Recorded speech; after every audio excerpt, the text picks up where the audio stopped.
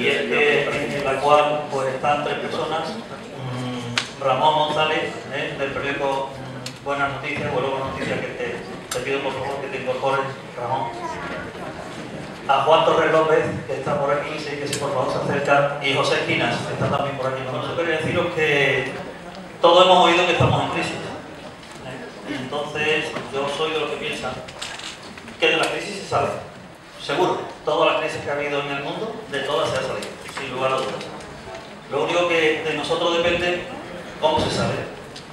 Y entonces, si nos damos cuenta de que para salir de una crisis nosotros tenemos que poner voluntad, tenemos que ponernos en marcha, y está claro que de salir de la crisis tenemos que ponernos en marcha porque es bueno para nosotros y también para las generaciones futuras, fundamentalmente para las generaciones futuras, que son las que tenemos que pensar. Ortega y Gasset decía que realmente lo que nos pasa es que no sabemos lo que nos pasa. Y claro, parece una paradoja, pero es que es así, ¿no? Y claro, no tenemos las herramientas. Escuché una conferencia de Monedero de Podemos que decía, es que realmente no tenemos las herramientas. No las tenemos. Entonces yo creo que tenemos que dotarnos. Entonces esta mesa de reflexión que hoy hemos invitado y que le agradecemos muchísimo porque como todo el mundo se ha mostrado voluntario, gratuito, como dice un compañero nuestro, como era, gratis en amores, que tenemos que agradecérselo muchísimo. Tamores, dice. Bueno, pues tenemos la suerte de contar con ellos. Es una mesa de reflexión, la que está Ramón Fernández, como os he dicho, de Huelva Buenas Noticias. José Esquinas, que ha estado 35 años en la FAO y que nos va a dar pues, una visión de qué es lo que está pasando con la alimentación en el mundo y que va a enlazar con muchas de las propuestas que han hecho los ponentes locales. Y Juan Torres, que como sabéis, lo conocéis con su blog, nos tiene al día de todo lo que está pasando en España y que evidentemente es una suerte contar con tres personas como estas tan fantásticas y que nos van a dar posiblemente las herramientas que necesitamos para ponernos en marcha. Así que muchas gracias. Muchas gracias a Luis, a José Luis, a Pepa, por invitarme a estar aquí en esta mesa tan interesante. Hoy estoy aquí bastante escuchando a ellos y tengo el privilegio de estar aquí arriba, al lado, y tener la oportunidad de escucharlo de cerquita. Estaba previsto al principio proyectar un vídeo que hicimos nosotros, que hizo Buenas Noticias cuando nacimos en enero del año 2013. Y como son 6 minutos, lo vamos a ahorrar. El que quiera lo puede buscar en YouTube. Se llama Una provincia maravillosa. Y el sentido del vídeo era fundamentalmente llamar la atención a la capacidad de superación que puede tener la gente de aquí. De verdad que nuestro objetivo era, Buenas Noticias trata la información de la provincia de Huelva. Por tanto, ese vídeo trataba un poco de despertar, invitar a despertar de la atonía y un poco esa... No lo ponga porque yo lo digo y el que quiera que lo vea y se lo no que conseguir tiempo, pero no un poquito más de tiempo. Insisto, os invito a verlo, se llama Huelva, una provincia maravillosa. Exclusivamente lo que no hay que tomárselo en tono literal, sino que hay que hacer un poco la reflexión de pensar que lo que tratamos de demostrar es que no podemos quedarnos en una esquina lamentándonos de los jodidos en esta situación, sino levantar la cabeza e intentar ser capaces con nosotros mismos de superar esta situación, ¿no? Creemos que eso es así. Yo voy a hacer un pequeño, una concreción de nuestro proyecto y ya paso rápidamente a lo interesante que es escucharlo a ellos. Nosotros nos basamos en 2 pilares, que es creer que hay más gente buena que mala. Hay mucha más gente buena que mala. Frente a una actitud de desconfianza sobre el interlocutor, nuestro punto de partida es confiar en la gente. Y después, en paralelo, creer también que hay creer y comprobar y llevarlo a cabo que hay muchas más buenas noticias que malas. Hay una tendencia natural de los medios de comunicación a resaltar una realidad que no es así. Es decir, la medida de que entendemos que el hombre tiene capacidad de superación y que es bueno por naturaleza, pues creemos que hay una buena noticia. Obviamente, eso nos rinde con una conciencia crítica que nosotros defendemos, que puede encajar incluso con un discurso tan potente como el de Antonio Romero, ¿no? Porque nosotros entendemos que es una buena noticia, que hay una rebeldía frente a las injusticias, ¿no? Entonces eso cabe en nuestro medio. Y en ese sentido, termino, invito de verdad, de corazón, a las 4 experiencias que habéis tenido la oportunidad de exponer y que a mí me han fascinado, yo las conocía algunas invito de nuevo a que consideréis nuestro medio como un complemento. Aquí está este medio que no tiene un interés, entre comillas, de vender por vender, de ganar audiencia por ganar audiencia, sino tiene un sentimiento de compromiso, y en ese sentido se sentirá feliz la gente de nuestro medio, los periodistas de nuestro medio, si vosotros, vuestra historia, vuestra iniciativa, pues las compartís con nosotros y nos permitís proyectarlas a través del medio. Y dicho esto, pues como decía, tenéis en el tríptico tenéis una síntesis del extenso currículum de los dos conferenciantes que nos van a ilustrar. Bueno, básicamente Juan Torres, ambos son muy conocidos, ¿no? Juan Torres es catedrático de Economía y tiene una concepción de su mundo, de lo que él conoce, de alguna manera una visión de alternativa sobre lo que estamos acostumbrados a soportar, ¿no? En el concepto de la economía, ¿no? Y José Esquina, pues también es una persona que desde su profesión, desde su nivel profesional, aplica un concepto de cambio también, un poco respondiendo a la inquietud que todos aquí ponen de manifiesto, ¿no? Y que ha dado sentido de que estemos aquí en la charla. Como digo, yo no hablo más nada y ya lo que hago es escuchar y disfrutar como vosotros. En primer lugar, va a hablar Juan Torres. Muy buenas tardes. Muchas gracias por la invitación. Es un placer estar con ustedes y también un honor que yo pueda pensar en voz alta, que es en realidad lo único que puedo hacer. Llevo ya muchos años estudiando lo que hay a mi alrededor y las conclusiones que saco, el análisis que hago, pues lo socializo, que es lo que yo creo que debe hacer cualquier persona que se dedique al estudio, y es un honor, por lo tanto, que ustedes me permitan que yo hable y que piense en voz alta. Me habían pedido en la Fundación que hablara de alternativas, lo que está ocurriendo en el mundo y en España en concreto es tan complejo, tan extraordinario, tan grave, tan tremendo, que claro, hablar de alternativas en 15 o 20 minutos es casi seguramente una osadía. Hay tantos problemas que arreglar. En el rato que yo esté hablando van a morir en el mundo, calculo y más o menos muere una mujer cada segundo porque da a luz sin atención mínima. Pues calculen los segundos que voy a hablar y calculen las mujeres que van a morir por dar a luz, por traer la vida que les cuesta la muerte, porque no tienen, no llega un médico ni una enfermera, ni siquiera agua limpia cuando vayan a dar a luz. Y más o menos también cada minuto que pase, pues se muere en el mundo un niño de hambre.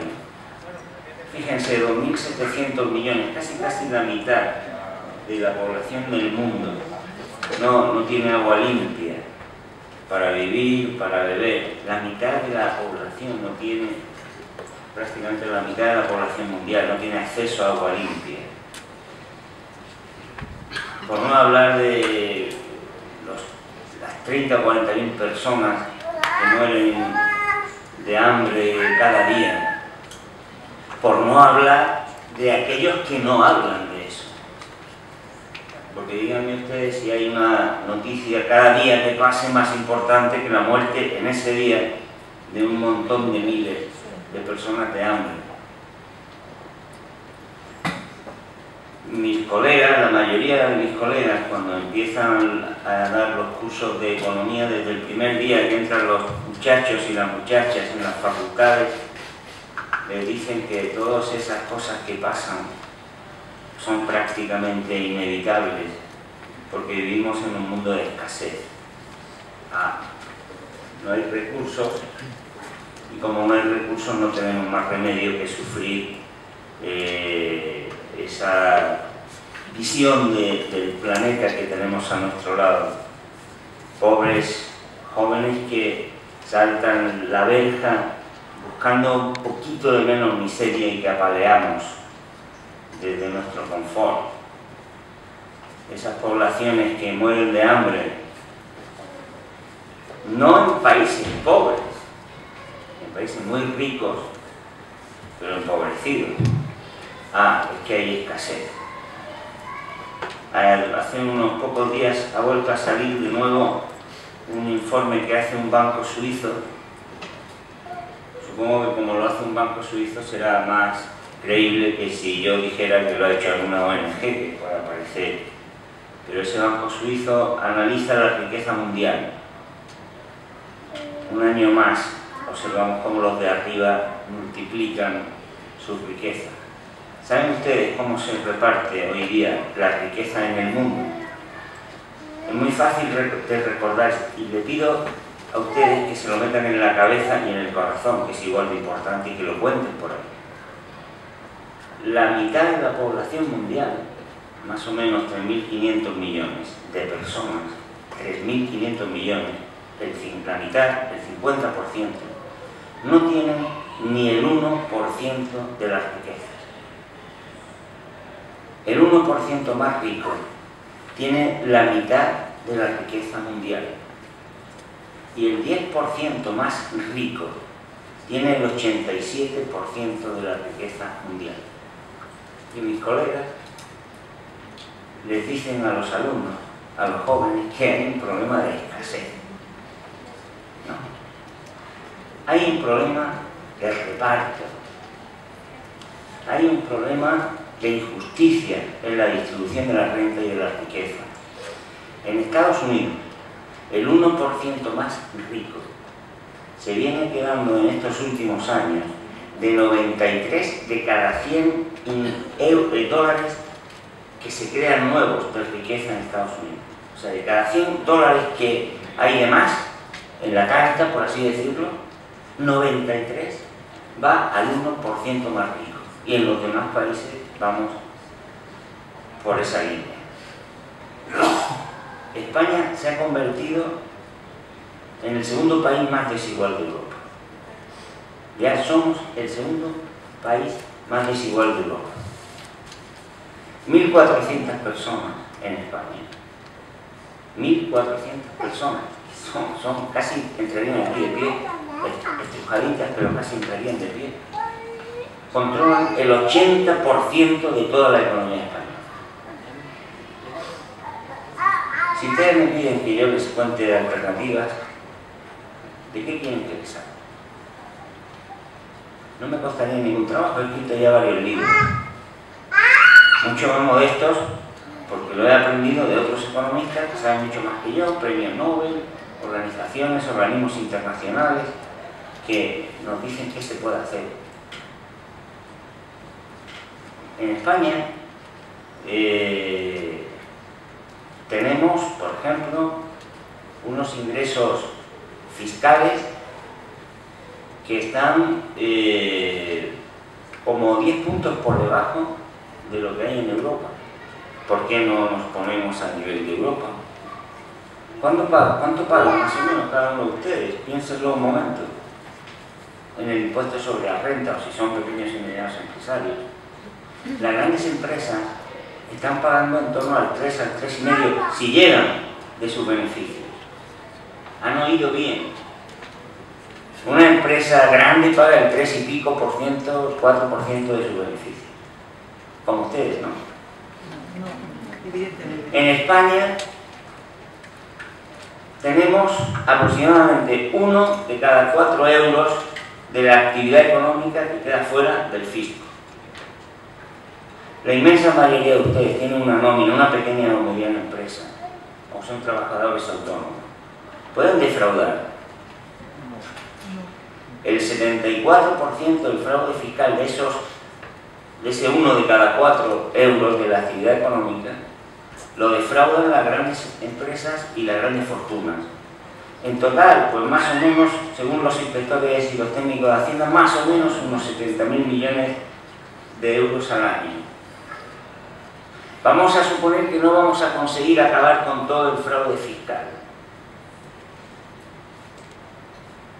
Acabemos con el 30, el 40, el 50% del fraude fiscal y no habría que hacer ningún recorte. y me piden ustedes alternativas. Están ahí. ¿Cuántas veces han oído ustedes que el problema que hay en España es que hemos vivido por encima de nuestras posibilidades, que hemos pedido demasiado crédito? En 2008, cuando estalló la crisis, las familias debían 1 de cada 4 euros que se debía en España. Las 3 restantes no eran de las familias. Habría que pensar a ver quién se endeudó más de la cuenta, por encima de sus posibilidades. Las familias no son. Y la inmensa mayoría de las familias se endeudaron para pagar su única vivienda. Que si tenían un crédito alto no era por ellos, eran por esos tasadores que iban y esas empresas de tasación que eran ¿de quién? De los bancos, a los cuales les interesaba que el precio de la vivienda subiera, porque cuanto más alto fuera el precio de la vivienda, mayor cuantía tenía el crédito, que es su negocio dar crédito. Por lo tanto, no es eso.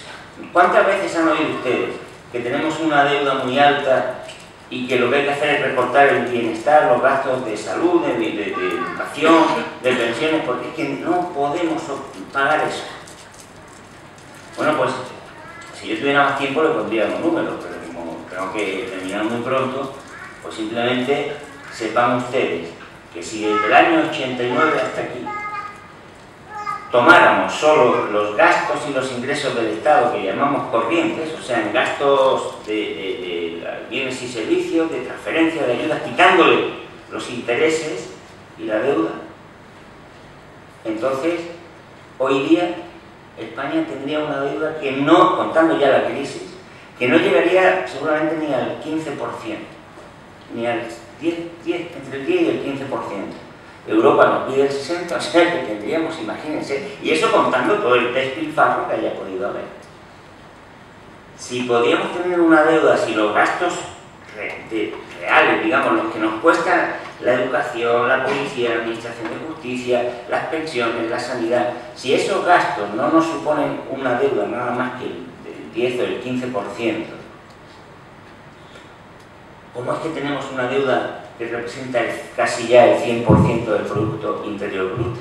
¿De dónde? ¿Qué hay entre el 10, el 15 y el 100? Ustedes se lo pueden imaginar. Intereses.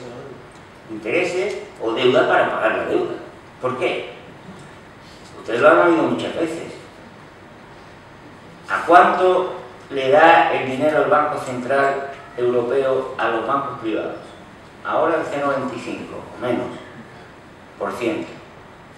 Si hay aquí algún empresario que nos diga a cuánto le da el banco a él el crédito y a cuánto le está financiando los bancos privados al gobierno español, al 5, al 6, al 7. A Grecia le han llegado a dar crédito al 35%, con un dinero que no les costaba a los bancos ni el 1%. Claro, si estuviéramos en Grecia y nos dijeran, a ver, economistas, denos ustedes alternativas, y digo, pero usted me pregunta alternativas cuando lo están financiando al 35, al 10, al 15, con un dinero que al que le financia le cuesta el 1. ¿Hace falta que yo tenga que estudiar economía para darle a usted una alternativa? Si de sentido común. La alternativa es que vamos a no ser muy radicales, que financien al gobierno solo con la misma generosidad que financian a los bancos privados. Y no tendríamos prácticamente problema de deuda. Claro, los bancos privados no se meterían cada año 400.000 millones de euros en el bolsillo en toda Europa en concepto de intereses. ¿Que dónde van? Porque, hombre, si todavía dijéramos es que necesitamos, porque es imprescindible que los bancos ganen mucho dinero para que la economía funcione, pero si es que se lo llevan a la especulación financiera, que lo que hace es destruir la actividad productiva. Pues ahí tienen ustedes otra alternativa. Es que este sistema no funciona, el sistema financiero, el sistema fiscal no paga. Las alternativas están diseñadas desde hace muchos años. Miren, desde el año 1945, que acabó la Segunda Guerra Mundial, al año 1970, Según el Banco Mundial, prácticamente no hubo en todo el planeta ni una sola crisis financiera. Ni una sola crisis financiera. Desde el año 70 hasta aquí, más de 130. Miramos los dos periodos y vemos que, claro, hay diferencias. Del año 1940 al año 1970, los capitales, el movimiento de los capitales estaba controlado. Los bancos estaban bajo vigilancia. No se podía especular de la manera que se especula ahora. Después de los años 70 se dio plena libertad, se permitió que las operaciones financieras fueran puramente especulativas. El dinero en su inmensa mayoría circula en un universo, en un casino, en una economía de casino, como decía el premio Nobel de Economía francés Maurice Allais. ¿Saben ustedes cuánto se tarda? Porque eso lo hacen máquinas. ¿Saben ustedes cuánto se tarda en invertir 1.000 millones de dólares hoy día en los mercados financieros? 4 segundos. ¿Se imaginan ustedes a la velocidad que va eso? ¿Para qué? Para multiplicar el dinero y el beneficio de una manera vertiginosa, que va ¿a qué? A hacer nuevas operaciones bancarias. En cuanto a eso ha ocurrido, ¿qué ha pasado? Que las crisis financieras se han disparado, cada vez mayores. La siguiente que ustedes verán, y no porque vayan a vivir muchos años, que yo se lo deseo, sino porque va a ser muy pronto, será mayor, y la siguiente todavía mayor. ¿Por qué?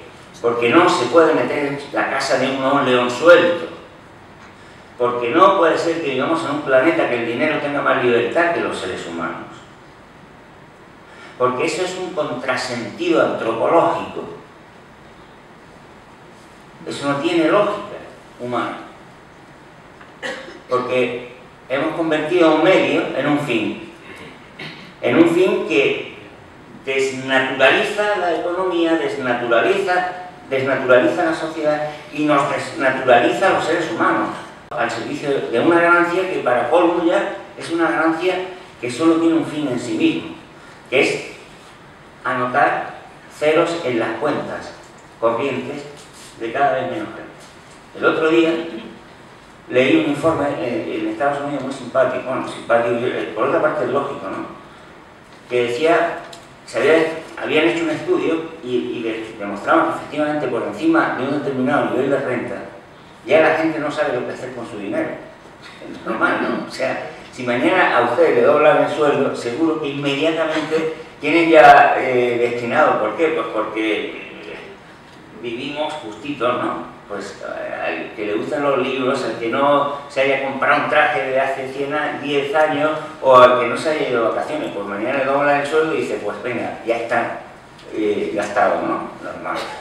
Pero por encima de esos niveles de renta le pones 3 ceros más y decía el informe, no, es como si nada, ¿no? O sea, es un contrasentido. ¿Qué hay que hacer? Darle la vuelta a eso. Las alternativas están, yo les animo a que lean los libros, las alternativas técnicas. Si ustedes quieren, luego me preguntan, hablamos de ellas, léanlas. Mi maestro y amigo Vicente Navarro, cuando nos preguntan en alguna conferencia, ¿y qué puedo hacer yo?, dice, ¿usted ha leído nuestros libros? Y claro, cuando no contestan, pues por favor lean las alternativas, apréndanselas, vayan explicándole a la gente lo que se puede hacer, porque tenemos instrumentos. Estaba antes un rato oyendo a quienes han intervenido antes. Podemos construir el mundo de otra manera. Lo sabemos cómo habría que hacerlo. Tenemos un obstáculo claro: el poder. Porque nos hemos creído que el poder es algo que es inalcanzable, que lo tienen otros. Y no nos hemos dado cuenta de que el poder para hacer las cosas, que es lo que se necesita para que las alternativas se pongan en marcha, está dentro de nosotros. Y lo que hay que hacer es tener la disposición de querer cambiar las cosas, de querer que las cosas cambien, de saber qué se puede hacer y ponerlas en marcha. Nosotros podríamos tener en España un sistema fiscal mucho más justo, ni siquiera el ideal, que estoy seguro que cada uno de los que estén aquí tendríamos en la cabeza igualitario, no, imperfecto, incluso lejano de nuestro ideal más avanzado, pero incluso con esos cambios relativamente pequeños, podríamos hacer que España fuera de otra manera. Pero claro, eso hace falta que la gente que está sufriendo cambie la disposición hacia las cosas. Ustedes saben que una de las personas que fueron, digamos, el motor de todas estas políticas que se han llevado a cabo desde los años, finales de los años 70, y que han dado lugar a que la desigualdad haya crecido más que nunca, a que, siendo cierto que ha habido grandes avances, que sigamos teniendo los problemas que tenemos, fue Margaret Thatcher. Ustedes saben una frase que dijo Margaret Thatcher en un momento que a mí me gusta mucho repetir. Decía Margaret Thatcher: lo importante no es la economía, lo prioritario es cambiar el alma. Y a eso se dedicaron, a desmantelar a los sindicatos, a las organizaciones, las relaciones sociales, los espacios de convivencia, los lugares de encuentro, las formas de que la gente se hable, se mire, se roce, se ame, para convertirnos en átomos, para convertirnos en partes aisladas unas de otras, de un mosaico cuya visión general ninguno de nosotros hacemos por ver.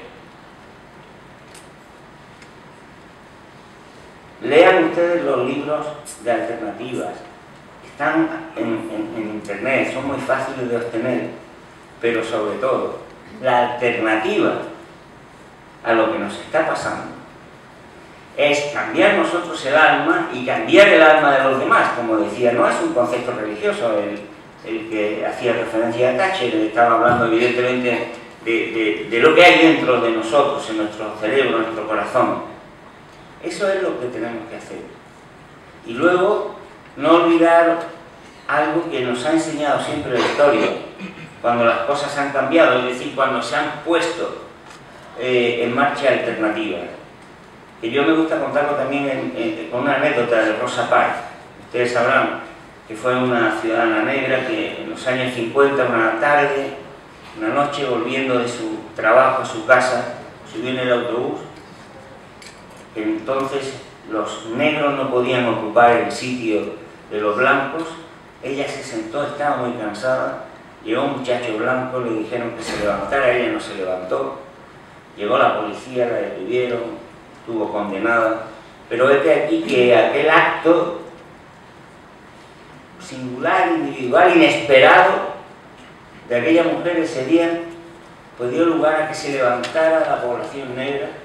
Y fue como la chispa que permitió que se acabara con la discriminación racial en Estados Unidos, al menos legalmente, de derecho. Es posible que haya todavía, y seguro que hay de hecho, pero de derecho no puede discriminarse a nadie. En sus memorias, Rosa Parks decía una frase que también me gustaría que la tuvieran ustedes dentro. Decía Rosa Parks: cuanto más obedecimos, peor nos trataron. Hay que desobedecer allí donde haya una brizna de injusticia, donde hay alternativas, allí donde se rechaza poner en marcha lo que hace daño a los seres humanos, allí donde hay un ser humano que se enfrenta a lo que está trayendo dolor, sufrimiento, frustración, hambre, desempleo a los seres humanos. Ahí están las alternativas. Están dentro de ustedes. No le pidan ustedes a los economistas a que vengan al día que les digamos qué alternativas hay, a ver si les gustan o no. Podemos hablar de soluciones técnicas y con mucho gusto, para eso tenemos libros, están en la biblioteca, están en internet. Léanselos, apréndanselas para contárselo a la gente, pero sobre todo, no olviden que las alternativas no están en un gabinete de técnicos, de economistas, de arquitectos, de urbanistas, de responsables de un economato, no, la alternativa está en la voluntad que cada uno de ustedes tenga de enfrentarse a la injusticia, al dolor y al sufrimiento humano, y a decir, hasta aquí hemos llegado. Y si todos nosotros hiciéramos lo que hacen estas personas que ponen en marcha economatos, cooperativas, modos de vida diferentes, usos del espacio, de la energía, del dinero, de los bienes diferentes, el mundo sería también diferente. ¿Cambiará de la noche al día? Evidentemente no, nunca ha ocurrido eso. Mi madre no podía firmar un cheque o firmar un contrato de trabajo o irse de vacaciones sin el permiso de mi padre, si era, o de su padre. Aquello se acabó. ¿Por qué se acabó? ¿Porque vino un ministro de pronto que era...? No. Aquello, cuando ya cambió el Código Civil, había quedado en desuso. ¿Por qué? Porque hubo mujeres que dijeron que no.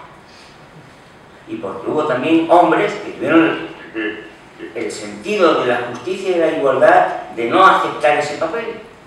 Cuando se firmó el decreto de erradicación, que ponía fin a la esclavitud, de abolición de la esclavitud, ya casi no había esclavos, porque la esclavitud se había vencido con la voluntad. ¿Y cuándo termina la esclavitud? ¿Cuándo terminó esa desigualdad de las mujeres? ¿Cuando se firman papeles del boletín oficial? No. En el mismo momento en que hay una mujer, en que hay un hombre que no quiere ser como le han dicho que sea, porque eso va en contra de la naturaleza de los seres humanos. Esa es, yo creo, la alternativa. Asumir la disposición de enfrentarse a lo que es injusto. Y a partir de ahí todo vendrá bastante rodado, creo yo. Muchas gracias.